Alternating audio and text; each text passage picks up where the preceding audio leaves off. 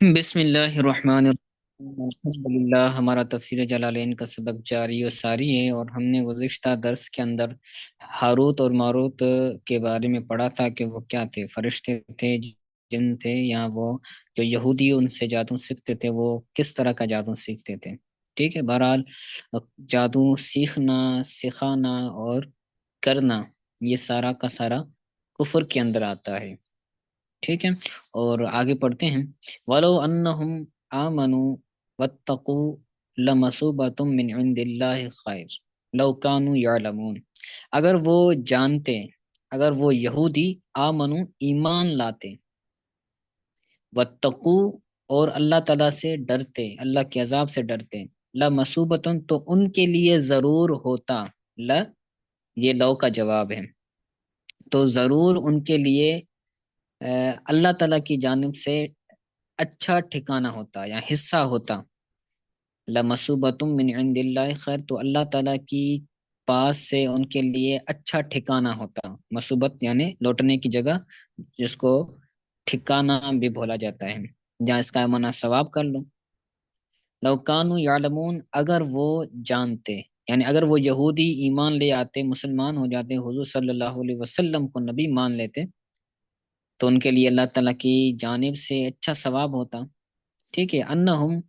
یہ اس سے مراد یہودی ہیں، مرجع بتایا۔ آگے آمنو بن نبی، نبی پر ایمان لائیں یا قرآن پر ایمان لائیں، واتقوا اور ڈریں، عقاب اللہ، اللہ کے عذاب سے، اللہ کے عقاب سے، بے ترک المعاصی ہے، یعنی وہ اللہ تعالیٰ کے عذاب سے کیسے ڈریں؟ اللہ تعالیٰ کی نافرمانی کو ترک کرنے کے ساتھ، بے ترک معاصی ہے، معاصی کے اندر جو ہی ضمیر ہے نا، اس سے مراد اللہ تعالیٰ کی ذات، یعنی اللہ تعالیٰ کی نافرمانی کو ترک کرتے ہوئے تقوی اختیار کریں، یعنی کسحر، یعنی اللہ تعالیٰ کی نافرمانی کیسے ہوگی؟ سحر یعنی جادو سے ہوگی، تو جادو کو وہ ترک کر دیں۔ وجواب لو محذوف، اور لو کا جو جواب ہے وہ محذوف ہے، اے لا اصیبو، اس کا جواب لا اصیبو ہے، تو ضرور ان کو ثابت قدم رکھا جائے گا، یا ضرور ان کے لیے ثابت کیا جائے گا۔ اس محذوف جواب پر، لو کے محذوف جواب پر، دل علیہ لمصوبتن،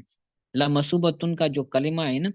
یہ اس لو کے محذوف جواب پر کیا ہے؟ دلالت کرنے والا ہے۔ جب بھی کوئی محذوف ہوتی ہے تو بسا اوقات اس کے لیے کوئی قرینہ آ جاتا ہے جو اس محذوف چیز پر دلالت کرتا ہے، تو یہاں پر لا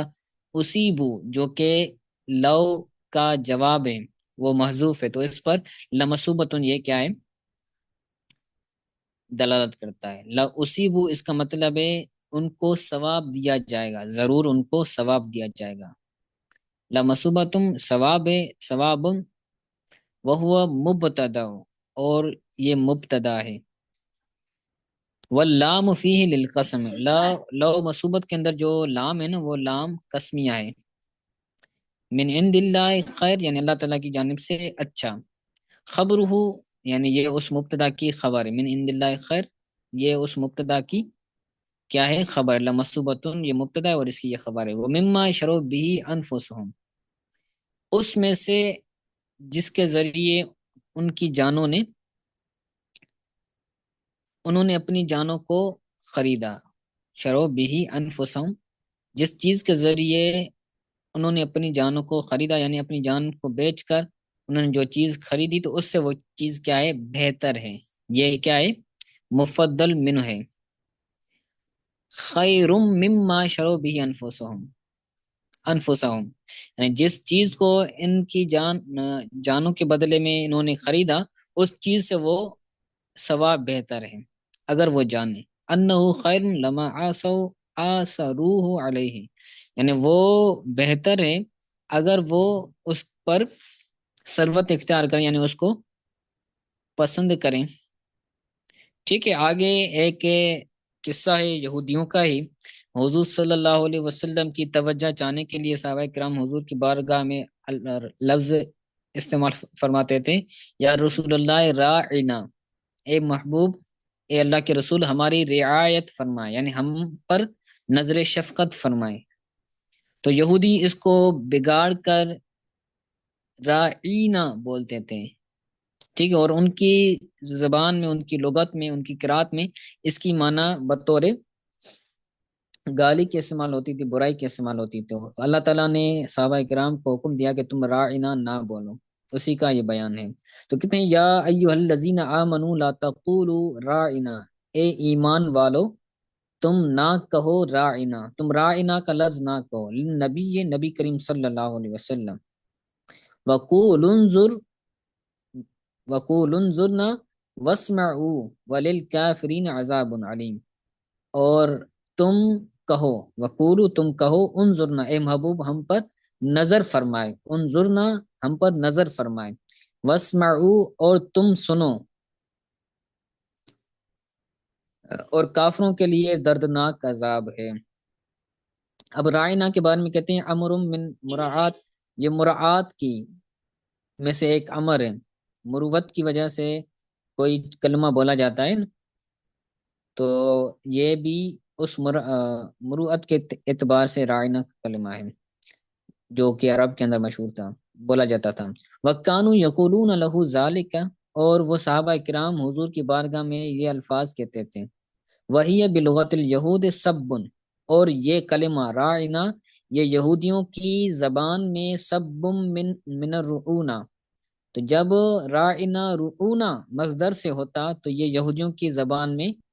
گالی ہوتا، برا لفظ ہوتا۔ تو فسروا بذالک، تو وہ اس سے خوش ہوئے، ان کو خوشی ہوئی کہ ہمیں ایسا الفاظ مل گیا جس کی وجہ سے ہم حضور کی گستاخی بھی کریں گے اور مسلمانوں کو پتہ بھی نہیں چلے گا، تو وہ خوش ہوئے، فسروا بذالک، تو وہ خوش ہوئے اس کلمے کو سن کر، وخاطبوا بها النبی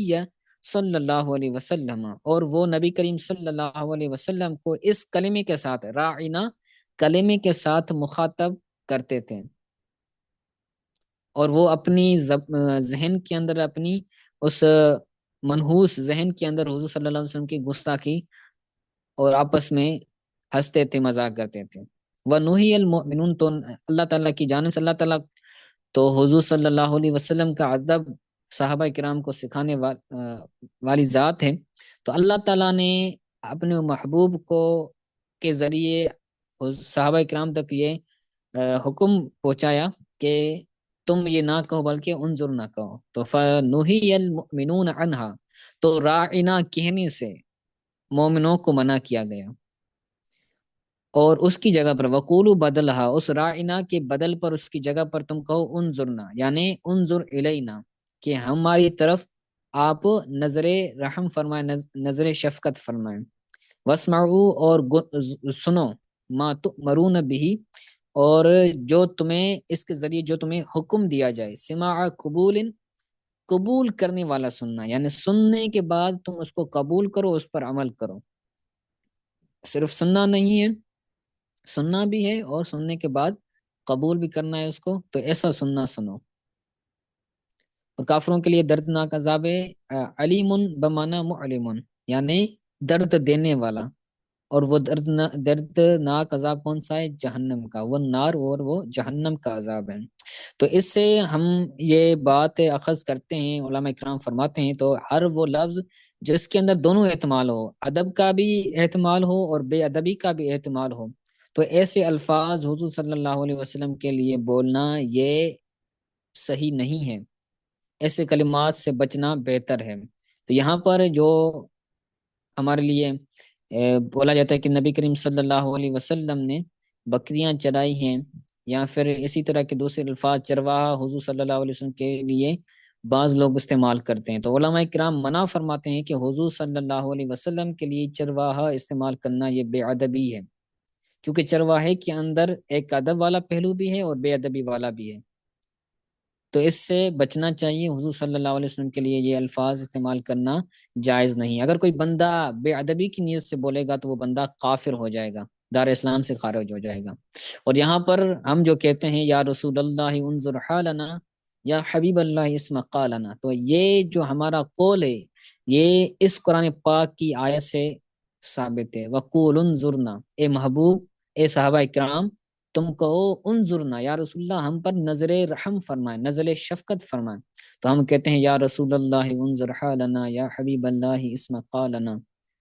ٹھیک ہے، تو یہ بھی ہمارا عقیدہ اس آیت سے ثابت ہوتا ہے۔ آگے پڑھتے ہیں، کہتے ہیں ما یود الذین کفروا من اہل الکتاب ولا المشرکین،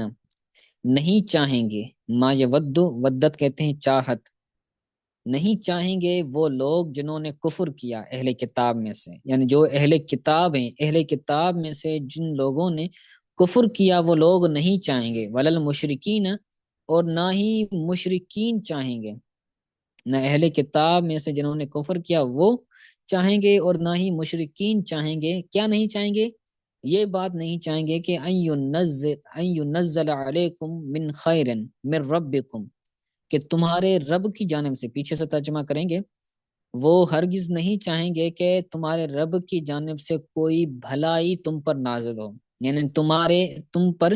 کوئی بھلائی نازل ہو تمہارے رب کی طرف سے، تو وہ نہیں چاہیں گے، بھلائی کا نزول وہ نہیں چاہیں گے کہ تم پر بھلائی نازل ہو۔ واللہ یختص برحمتہ من یشاء، اور اللہ تعالیٰ اپنی رحمت سے، اللہ تعالیٰ اپنی رحمت سے خاص فرماتا ہے جس کو چاہتا ہے۔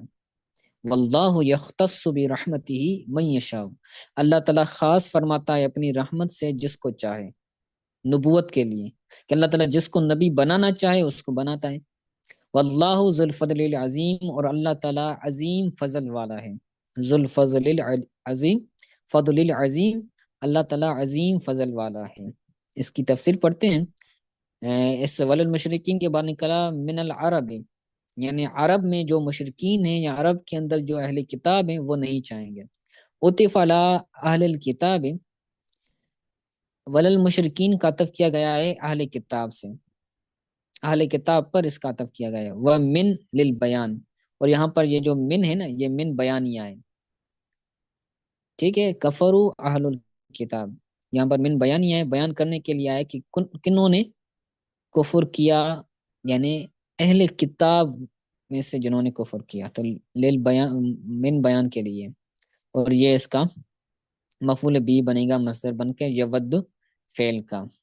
اور یہاں پر یہ من زائدۃ، من زائدہ ہے، اور خیر سے مراد یہاں پر معنی مراد یہ یعنی وحی نازل ہو، تم میں سے کسی پر اللہ تعالیٰ کی وحی، اللہ تعالیٰ کی جانب سے وحی نازل ہو، یعنی وہ یہودی یہ نہیں چاہیں گے کہ تم میں کوئی نبی بنے، کیوں نہیں چاہیں گے، حسدن لکم، تم سے حسد کرتے ہوئے، تم سے جلتے ہوئے، ٹھیک ہے، اور برحمتہ سے مراد نبوتہ، یعنی اللہ تعالیٰ نبوت کے لیے جس کو چن لیتا ہے، جس کو خاص کر دیتا ہے تو اس پر وحی کا نزول فرماتا ہے اور اس کو اللہ تعالیٰ نبی فرماتا ہے۔ تو آج کے لیے اتنا کافی ہے، اس کو آپ اچھی طرح سے یاد کیجیے گا، اگر کوئی بات سمجھ نہ آئی ہو تو پوچھ لیں۔